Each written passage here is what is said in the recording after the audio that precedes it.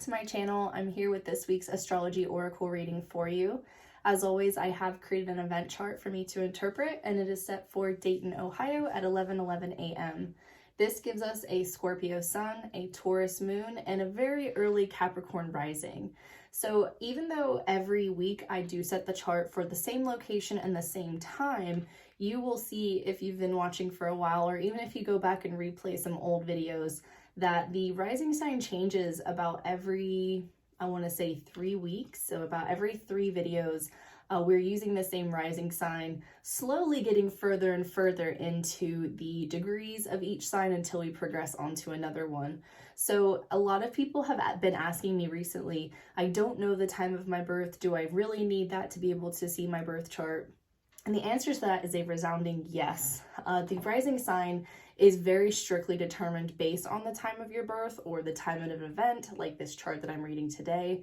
And that sets up the entire rest of the chart. So this is why you may be born on, a similar day to somebody within a few hours, and you could have a bunch of placements that look very much the same, but your chart itself looks very, very different. And that's because the rising sign really sets up the way that the chart looks. So here we have a 3-degree Capricorn rising. We have progressed away from the Sagittarius rising that we've seen in the last few videos. And soon we'll eventually enter into Aquarius rising territory. But for now, we are at Capricorn, and that has set up the chart that we are interpreting today. So, as I mentioned, we have a Scorpio sun and a Taurus moon. That can only mean one thing: eclipse, full moon. So tomorrow morning, I believe at about 6 a.m., although you will need to check that per your local time, we will be witnessing the lunar eclipse and full moon in Taurus. Now, depending on where you are at in the world, you may actually be able to visually see this happening. And if you get the chance to do so, set your alarm and don't miss it, because what an opportunity, right? If you've been watching the sky all over the last few days, you will have seen that the moon was conjunct with Jupiter. Mars is very present from where I'm actually at right now in Dayton, Ohio. So it's really cool to kind of see, the night sky and be able to look at all those things. And as I mentioned, that conjunction between Jupiter and the moon, they were so very close together. And to be able to see that with the naked eye is honestly such an opportunity. So a couple other things worth mentioning in this chart. There are squares from Saturn going up to Mercury, the Sun, and Venus. Now, we do have a Scorpio stellium with those 3 planets. So the Sun is conjunct Mercury, which is conjunct Venus. They're all very, very close together, and they're all in the sign of Scorpio.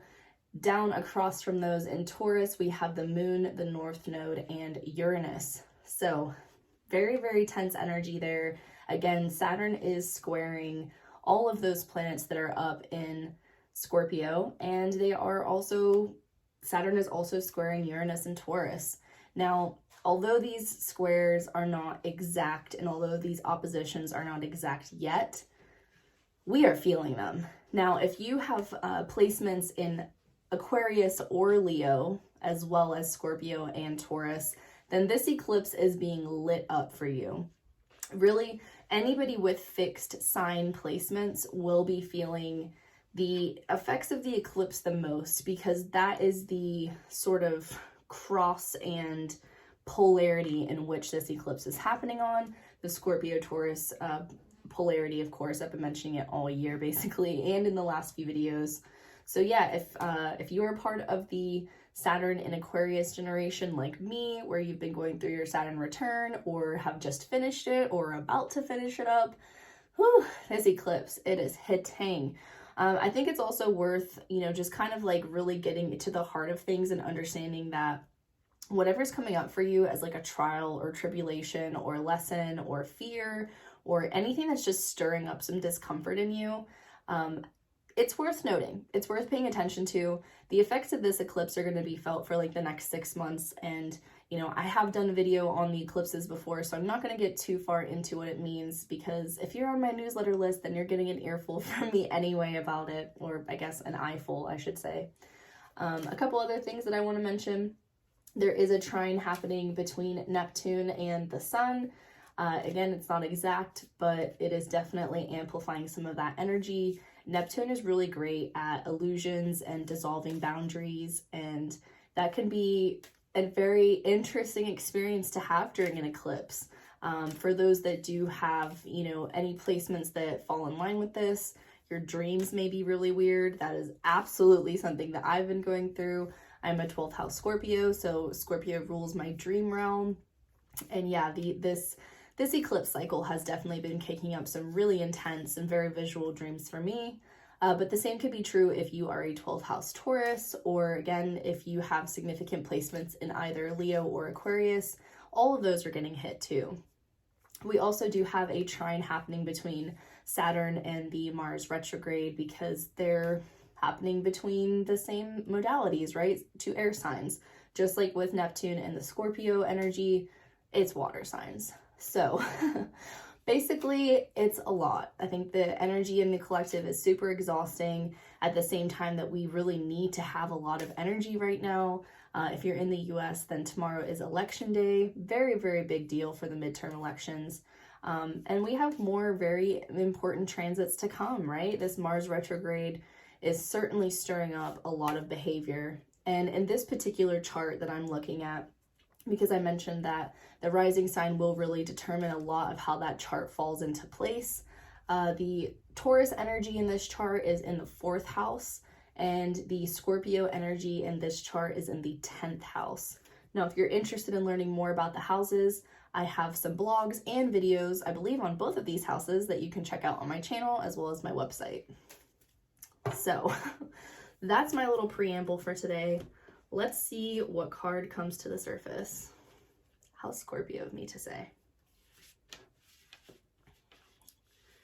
Our pickings are getting slimmer and slimmer and slimmer, meaning that we are just making our way through not only this deck, but a lot of astrological insights. So thank you to everyone who watches and subscribes and who checks back every week, because it's, again, such a joy to have you here.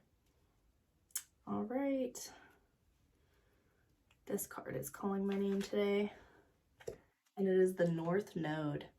So I have done a video on the South Node, and I will link that in the in the show notes below so that you can check that out. But the timing of this is excellent, because the North and South Node is really setting up that eclipse axis. The North Node is currently at 13 degrees in the sign of Taurus, and 13 degrees is the degree that we associate with Aries, and it is a critical degree now that I think about it. I have a great blog on degree theory, so I will also link that below. But North Node, life purpose. One of my favorite astrologers of all time, Jessica Laniato, really recommends that the North Node not be a place to put too much focus on until you're at least in your late 30s, 40s, because life purpose, right? This isn't something that we figure out in our 20s. This isn't something that many of us figure out in our 30s. It's not a position and a placement that we can truly embody until we've had enough life experience and self-discovery to actually get to that point. But I love looking at the North Node, especially because, again, when we look at that mantra of life purpose, I mean, I think this is one of the big motivational reasons a lot of people get into astrology and spiritual practices in general, is that they're trying to find answers. They're trying, even when I first got into astrology, I was really desperately seeking answers. I was very much on a path of self-discovery. And, I'm a Sagittarius North Node. So although I've not yet fully embodied this placement, the idea of research and travel and mind expansion and consciousness raising and all of that very much aligned with who I am as a person and what this, journey through astrology has been like for me. But for you, depending on what sign rules your North Node, this is going to give you a lot of insight as to, what you are unconsciously or even subconsciously seeking out in this lifetime. Again, this is not something that we have a full grasp of yet when we're in our 20s or even 30s. So if you are watching this video in that age gap and you're like, I don't really understand my North Node, or I'm not sure how to embody it, don't worry, because that is very much normal. And, you know, really, we're not meant to conquer our birth charts. We're not meant to really conquer our celestial biography, if you will. We're meant to embody it. And that is why again, a lot of astrologers, including my favorite, Jessica, really do recommend just not being in a rush to fully embrace and understand this placement when you are still kind of in your younger years, because there's really not a solid way to. I mean, again, you're going to need to have a lot of life experience and be able to get out into the world and, you know, learn about yourself. It's really hard to learn about yourself when you're still figuring out, you know, all of the basics, right? Your boundaries, your values, all of kind of the personal planets, or even some of the outer planets lessons that come through. You know, those are things that really, I feel, are the biggest priority. But once you reach the point, or even if you're starting to slowly travel down the path of your North Node, this is all about your soul's journey. You know, this is so encompassing of not just your values and your passions and your dreams and your ideals, but it's also, you know, very much conquering as well your fears and your, you know, dealing with setbacks and things of that nature.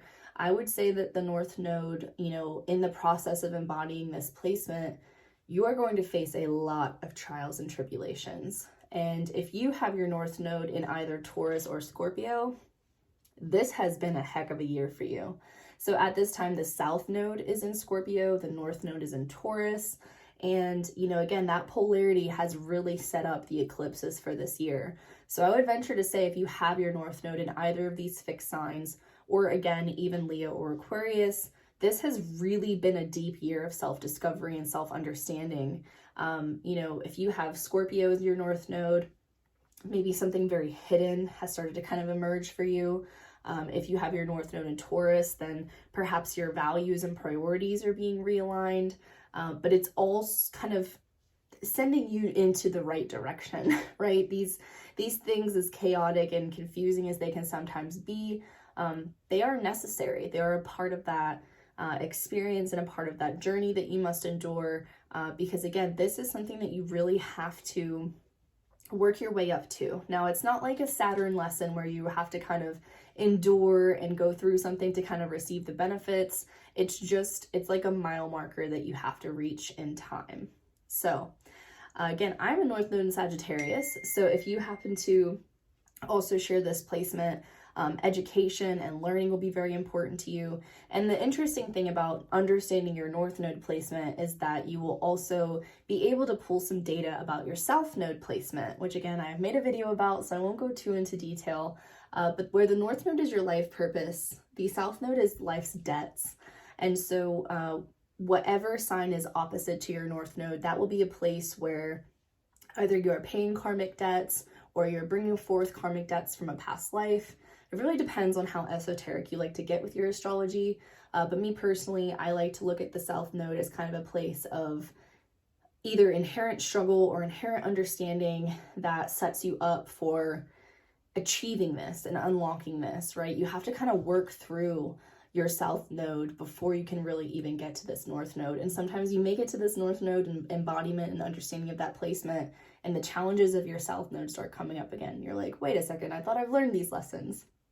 So yeah, this is not a planet. This is a very esoteric placement, you could say.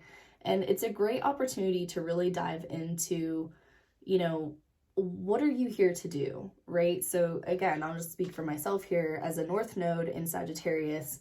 I have future career goals of becoming like an educator, maybe getting into higher education, which is very much Sagittarius's realm, right? Associated with the 9th house and Jupiter. Somebody that would have a North Node in Scorpio would definitely be on a path of embracing the more taboo, especially the taboo sexuality of their lifestyle. North Nodes in Taurus, you know, are seeking comfort and stability in a real tangible way, which, trust me, that is a challenge in a time like this, especially, you know, if you're amidst eclipse season, right? Because this isn't meant to be comfortable and settled. It's meant to be a little bit chaotic. It's meant to clear things out and clear things away. So if your North and South Node fall into that fixed sign paradigm and you feel like things are just exhausting and crazy and misaligned, just trust this is part of the process, right? It's meant to get a little bit messy now and again, because no real reward in life is given without being earned, right? And the North Node is certainly a placement that you will have to work your way there. You know, this isn't going to be easy. It's not meant to be easy. It's a challenge. It's sort of rising to the occasion, right? So me personally, I don't really have any other placements in Sagittarius. So knowing that this is where my North Node is, you know, when I first learned that, I was kind of like, oh, interesting. Like, I don't really feel like I embody a lot of Sagittarian qualities. And then as I learned more about myself and my own celestial biography, I'm like, okay. As I get a little older, especially as I recently got through my Saturn return, I'm starting to see how things could potentially align for me later in life to really embody that placement. So again, don't be in a rush to fully align with and fully understand your North Node placement. It's a part of your journey, right? And it's not meant to be conquered, as I've already mentioned. Let me pull out my little handy dandy booklet so I can tell you a little bit more about the North Node. How funny, I immediately turned to the Sagittarius page. Oops. North Node, life purpose. And the quote is from the 14th Dalai Lama of Tibet, Tenzin Gyatso. The purpose of our lives is to be happy.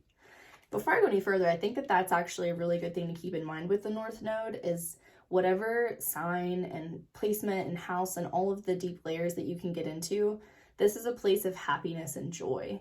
So if you're currently registering with your North Node and you're like, I don't understand it, it doesn't make me feel joy, just know that, again, you've not reached that point yet, right? Because this is meant to be a place where you do feel your soul's true happiness. The North Node points out the best areas for us to direct our talents and our wills. It's an area that shows gifts. It represents destiny. It's directly opposite to the South Node, which is far more serious and restrictive. The North Node represents where we benefit from good work done in our past lives and how it assists us in the here and now. The North Node is the place in the chart where life becomes easier. It acts like karmic Jupiter, where a doorway opens and suddenly you're where you need to be. When the North Node presents itself in a reading, you can be sure that destiny has a place in your situation. Through many life lessons, you are about to arrive at a place for your highest good. Your life is expanding and opportunities pour in swiftly, catching you quite by surprise. This card also represents past life memories and karmic connections. You may meet people who you've known over many past lives, perhaps in a soul family where bonds form very quickly. You're taking on a larger view of your life, not only emphasizing talents, but aligning with your talents with like-minded souls. It's a fortuitous time where you can begin a privately owned business or other professional adventure to bring in extra finances. Whatever this venture may be, fun, creativity, optimism will all be a part of it. At this time, you may feel less limited, like your goals and plans have far-reaching potential. Keep in mind the lunar nodes always bring shifts and changes. For instance, a relationship with someone who has destiny spelled all over him and her may suddenly walk into your life. If so, this relationship will start rapidly and will be life-altering. One job may end swiftly while you find yourself in a much more suitable position. If the energy is used correctly, it will promote greater optimism and prosperity. This means finances are likely to increase. The energy is now telling you that the schooling part is over, lessons have been learned, and it's time to act on these lessons toward a greater destiny. At this time, it's evident where you need to go and where you need to be. As the soul's messenger, the appearance of the North Node card in a spread indicates growing into what is called the larger unknown, meaning that you are moving towards a point that promises greater fulfillment. The nodes are karmic, therefore the lessons are not easy ones. Matters will develop suddenly, but there's work to be done. Luck is on your side, with an opening towards greater things. Karmic lessons are learned and processed, bringing fulfillment and happiness. So yeah, a lot of really key words here that I love is the soul's enlargement, undiscovered talents, meaningful exchanges, inner balance, considering other sides of the situation, wisdom, trust, understanding children, a stroke of good luck, charity, wealth, authority, expansion, and ideas and growth. So as I mentioned, right, this isn't a card that you are, or sorry, this isn't a placement rather, that you're not born inherently knowing and understanding. The lessons need to happen. The karma has to take place, right? All of these sort of notions of experience and life lessons have to come into the picture. And then once you've made it through that part of your journey, you know, you really get to kind of align to your real path, right? Again, that the soul's expansion, that's really the goal here. This isn't just an expansion of your values and your desires and, you know, your aesthetics. Once those things are really under wraps, I think that you set yourself onto the path to kind of be able to embody this placement more. And because it is a lunar node, and again, it is associated with the eclipse cycle that we're in right now, I think this is just a really great reminder that whatever comes and goes, whatever lessons, people, and opportunities are surrounding your life right now, they are meaningful, really meaningful. And if you need to embrace that or process that or give thanks and show gratitude, what are you waiting for? So that is all I have for you this week, my friends. I hope that you all have a fantastic and not so chaotic eclipse. But again, if the drama comes up, then it's there for a reason. Don't ignore it. Face it head on and consider it part of a lesson that's leading you to your greater life purpose. I will see you all next week. Bye.